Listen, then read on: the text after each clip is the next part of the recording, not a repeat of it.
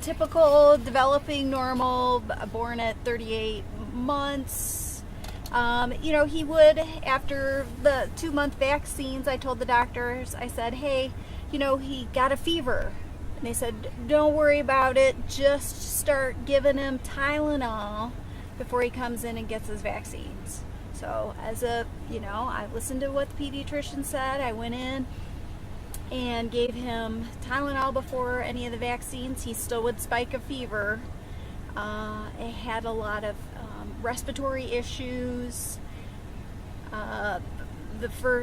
Between 2 months and 12 months, and then at 12 months we went in and it was 4 vaccines. He got the Hib, MMR, varicella, and that's what I got, people. And the Prevnar. Prevnar's a baddie. Oh, bad. Oh, wicked.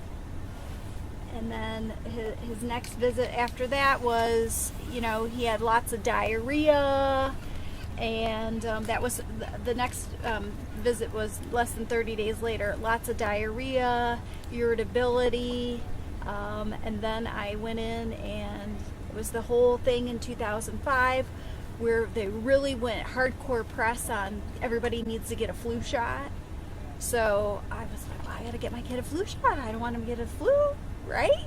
So I got him a flu shot about a month and a half after the MMR, and then it just was downhill from that. I was still nursing him twice a day, a morning feeding and an evening feeding, and all he wanted to do was nurse. He just wanted to nurse, and that's when the bad behavior started. He would open up cupboard doors and just start dumping. He was, using words, but then he lost all. I had a list of about 50 words that he had said. Mom and dad and dog, cat, and everything like that, and that all stopped. It just really all stopped. The doctors were like, oh, it's probably a hearing problem. Oh, we're not sure what it is.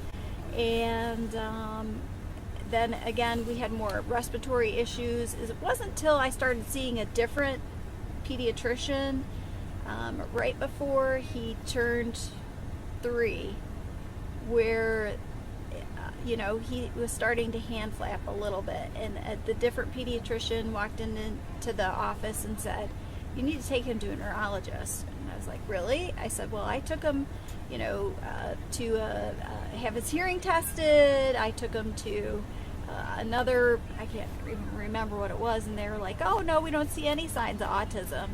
But she walked in the door and she saw it right away. So I'm really fortunate that we didn't have seizures or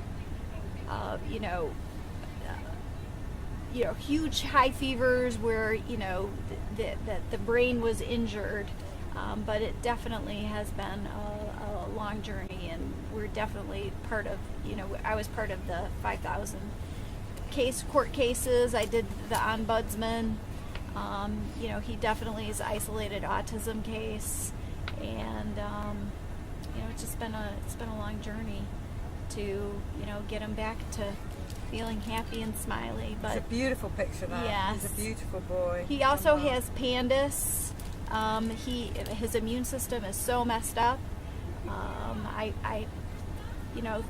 2011, he finally was diagnosed with PANDAS. For 2 years, I had been saying, I think my son has PANDAS. I think my son has PANDAS. He also has a ton of food allergies. He has the deadly peanut allergy. He's so paranoid and has a lot of anxiety about peanuts because I have had to use the EpiPen. He did stop breathing, and have had to use the EpiPen, and he was hospitalized for a night because of a stupid peanut. So,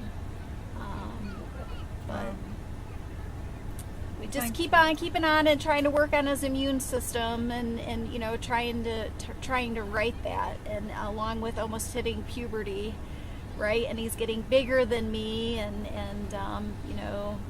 so, but